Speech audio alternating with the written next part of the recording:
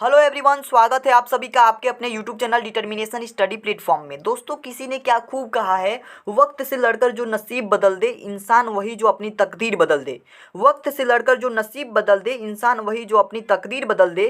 कल क्या होगा कभी मत सोचो, क्या पता कल वक्त खुद अपनी तस्वीर बदल दे। ठीक है, तो इसी क्रम में दोस्तों आज हम बात करने वाले हैं क्लास 12th के फिजिक्स के चैप्टर नंबर 1 के इम्पोर्टेंट बहुविकल्पी प्रश्नों के बारे में। दोस्तों, पहले चैप्टर का नाम है वैद्युत आवेश तथा क्षेत्र और इस चैप्टर के मोस्ट इंपोर्टेंट क्वेश्चन की सीरीज में लेकर के आ चुका हूं। दोस्तों, आप सभी को बता दूं तो इस वीडियो में मैं केवल बहुविकल्पी प्रश्नों को बताने वाला हूं जो चैप्टर 1 का होगा। इसी तरीके से हर सब्जेक्ट के चैप्टर वाइज जितने भी इंपॉर्टेंट क्वेश्चन हैं उन सभी को बताने वाला हूं। आपके एग्जाम की डेट तक मैं आपके साथ लगा रहूंगा और मेहनत करता रहूंगा। आप लोग भी जितने भी प्रश्न मैं आप लोगों को प्रोवाइड करूंगा आप सभी लोग तैयार कर लीजिएगा। ठीक है, तो ये बहुविकल्पी प्रश्न वाली वीडियो है। नेक्स्ट वीडियो आपकी आएगी लघु उत्तरीय वाली, फिर अति लघु उत्तरीय वाली, फिर दीर्घ उत्तरीय वाली, और ऐसे करके 4-5 वीडियो में आपका चैप्टर 1 कंप्लीट होगा। और इसके जितने भी इंपॉर्टेंट क्वेश्चन है कम ही क्वेश्चन होंगे, छोटी छोटी वीडियोज होंगी, आप लोग देखते जाइएगा। ठीक है, और देखिए 2025 में ये सारे क्वेश्चन पक्का आ सकते हैं, 100% की गारंटी है।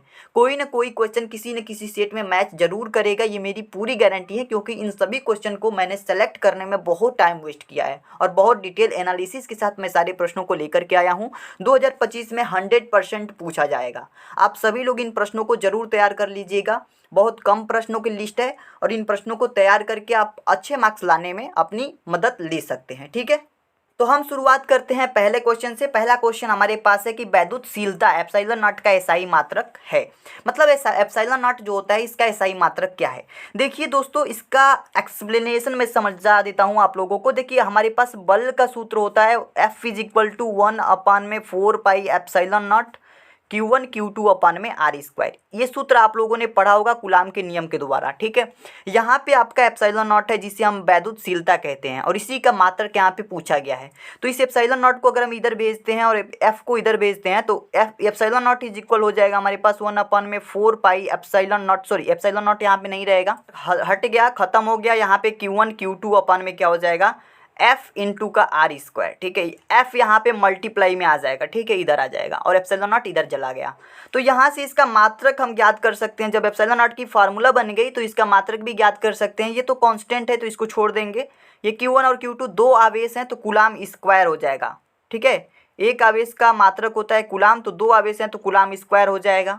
उसके बट्टा में है तो इसको प्रति लगा देंगे। ये यफ जो है न्यूटन बल होता है, न्यूटन इसका मात्रक होता है तो न्यूटन लिख देंगे और इनटू का मीटर स्क्वायर हो जाएगा, क्योंकि R स्क्वायर बीच की दूरी है तो मीटर स्क्वायर, दूरी का मात्रक मीटर स्क्वायर। तो यहाँ से हमारे पास जो इसका यूनिट पता चला कूलाम स्क्वायर प्रति न्यूटन मीटर स्क्वायर पता चला है। तो ऑप्शन नंबर पहला आपका बिल्कुल करेक्ट आंसर है, आप देख सकते हैं यहाँ पे। ठीक है, यहाँ पे किसी भी तरह की कोई भी दिक्कत नहीं होनी चाहिए।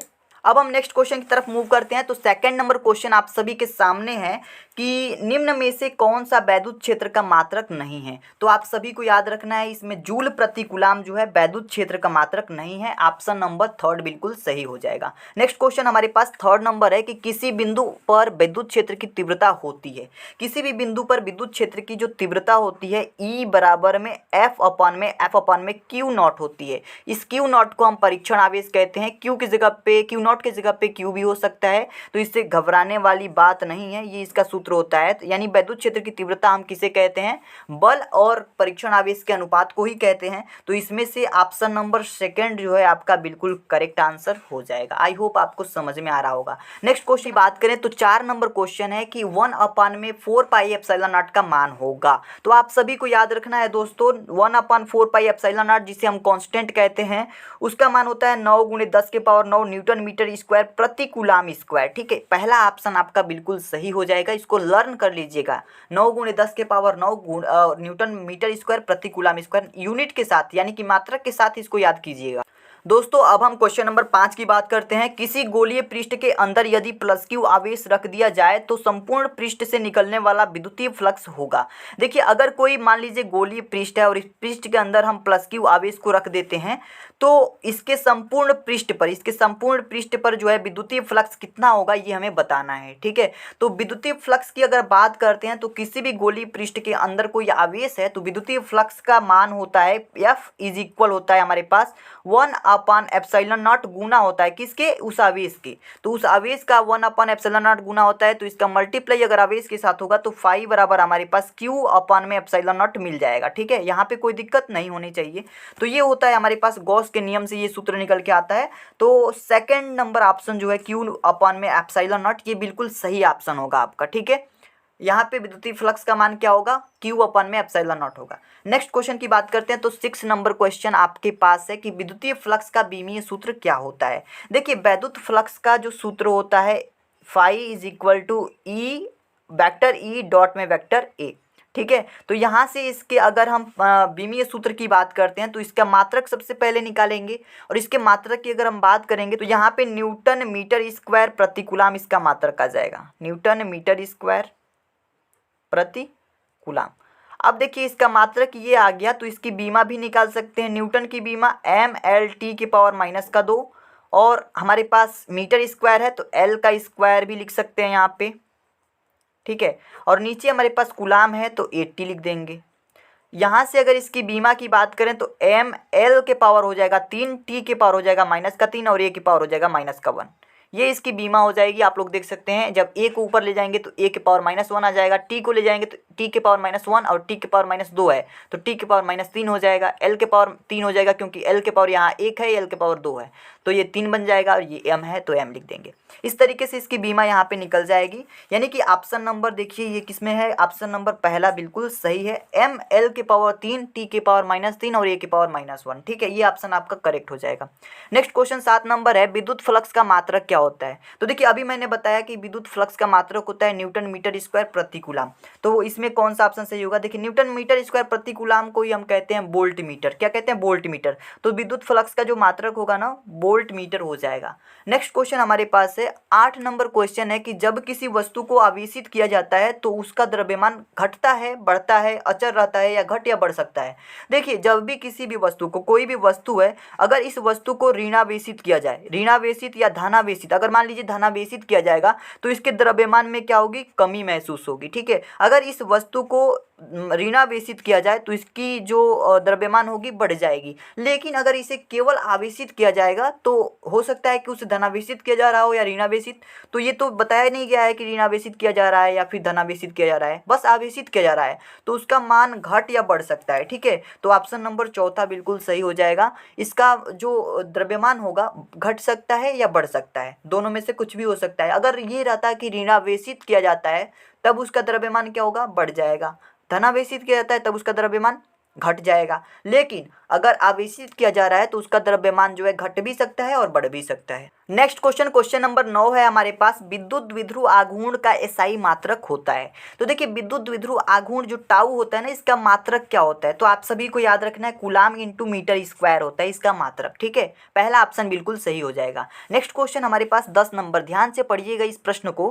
प्रश्न है कि विद्युत क्षेत्र में प्रवेश करने वाले एक इलेक्ट्रॉन का प्रारंभिक वेग विद्युत क्षेत्र से भिन्न दिशा में है, विद्युत क्षेत्र में इलेक्ट्रॉन का पथ कैसा होगा। तो इसको मैंने जब चैप्टर पढ़ाया था, बहुत पहले की बात है, जब मैंने वन शॉट में इस चैप्टर को पढ़ाया था विद्युत आवेश तथा क्षेत्र को, तो उसमें मैंने बताया था कि इलेक्ट्रॉन का जो प्रारंभिक वेग विद्युत क्षेत्र से भिन्न दिशा में होता है तो उसका जो पथ होगा वो परिवलयकार होगा। कैसा होगा, कैसा आकार होगा उसका, परिवलयकार। ऑप्शन नंबर चौथा बिल्कुल करेक्ट ऑप्शन हो जाएगा आपका। ठीक है, नेक्स्ट क्वेश्चन की अगर हम बात करते हैं तो 11 नंबर प्रश्न क्या है, यदि दो आवेशों के बीच की दूरी दुगनी कर दी जाए तो उनके बीच लगने वाला बल होगा। ठीक है, आपको एक सूत्र पता होगा, आप लोगों ने कूलाम के नियम से पढ़ा है कि F बराबर 1/4 pi epsilon naught Q1 Q2 upon में क्या होता है, R स्क्वायर। यही होता है ना सूत्र, यानी कि जो F होता है ये एंटी प्रोपोर्शनल होता है R स्क्वायर के। तो इस तरीके से होता है कुछ, आपने यहाँ तक तो जानते हैं या ये तो पढ़े ही होंगे। ठीक है, जो F होगा वो क्या हो जाएगा, एंटी प्रोपोर्शनल R स्क्वायर के। तो यहाँ पे एंटी प्रोपोर्शनल हो रहा है तो F प्रोपोर्शनल टू, अगर हम इस R स्क्वायर के जगह पे दुगना कर दें यानी 2R स्क्वायर कर दें तो ये क्या निकल के आएगा, 1/4 R स्क्वायर आएगा। तो यहाँ पे 1/4 ही हमारे पास इसका बल हो जाएगा, लगने वाला बल हो जाएगा। तो 1/4 गुना हो जाएगा। तो ऑप्शन नंबर 3 में ये देखिए ऑप्शन मैच कर रहा है, ये ऑप्शन आपका करेक्ट हो जाएगा। आई होप ये भी क्वेश्चन आपको समझ में आ गया होगा। नेक्स्ट क्वेश्चन की बात करते हैं तो 12 नंबर क्वेश्चन है, वेक्टर ई तीव्रता के विद्युत क्षेत्र में वेक्टर पी द्विध्रुव पर लगने वाला जो बल आघूर्ण होगा वो क्या होगा। तो देखिए जो लगने वाला बल आघूर्ण टाउ होता है ना, वो होता है हमारे पास वेक्टर पी क्रॉस वेक्टर ई।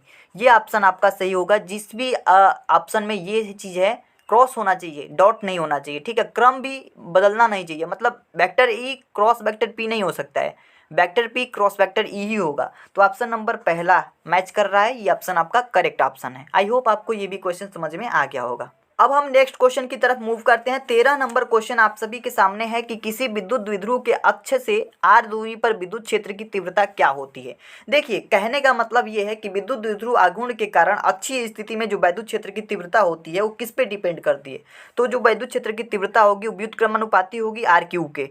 तो ये ऑप्शन नंबर सेकंड बिल्कुल सही हो जाता है। आप लोगों ने अगर इस डेरिवेशन को सॉल्व किया है तो आपको अच्छे से समझ में आ रहा होगा। बाकी डेरिवेशन को कराने का सिंपल तरीका क्या हो सकता है मैं दूसरी वीडियो में आप लोगों को बताऊंगा। नेक्स्ट क्वेश्चन देखिए 14 नंबर क्वेश्चन है कि विद्युत क्षेत्र की तीव्रता का मात्रक क्या होता है।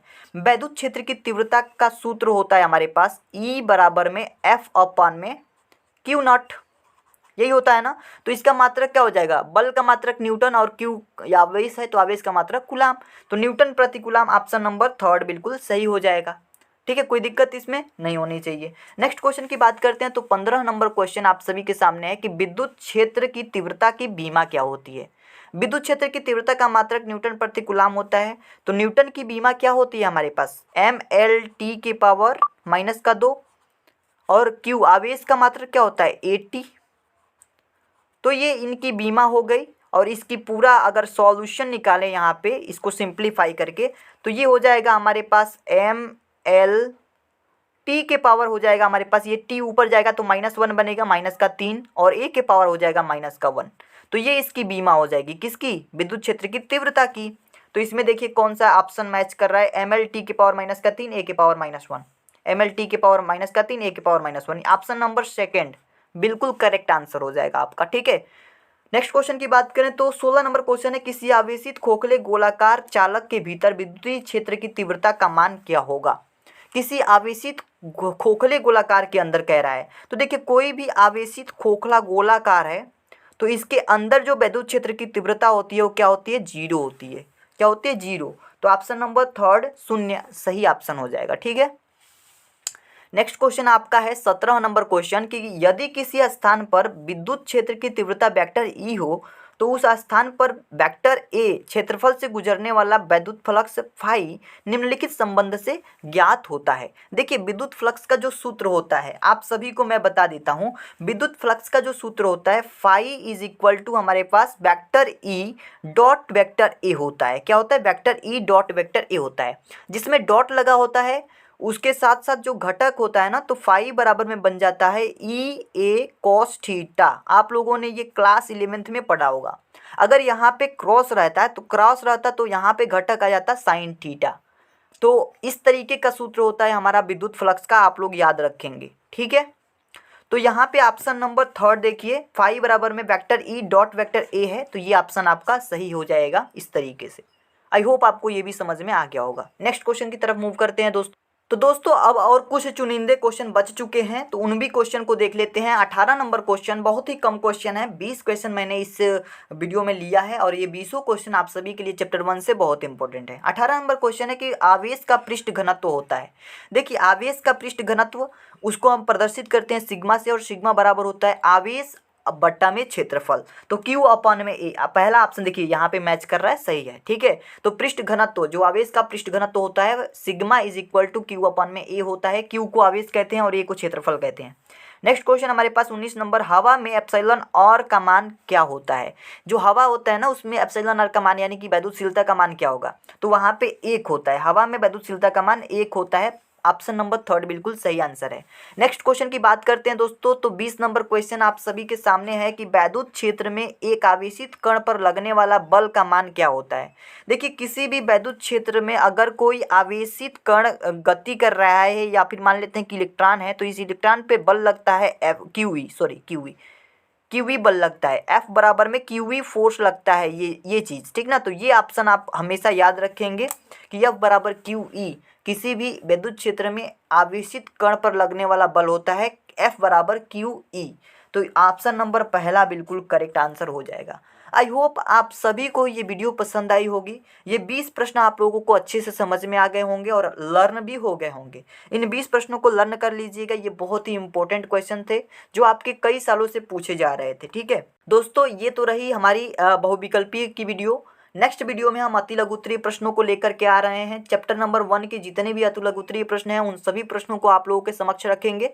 उसके बाद से हम लघु उत्तरीय, फिर से दीर्घ उत्तरीय और फिर से इसके न्यूमेरिकल को करेंगे। अभी के लिए इतना ही दोस्तों, मिलते हैं एक नई वीडियो में। तब तक के लिए धन्यवाद। चैनल को जरूर सब्सक्राइब कर लीजिएगा। Thank you.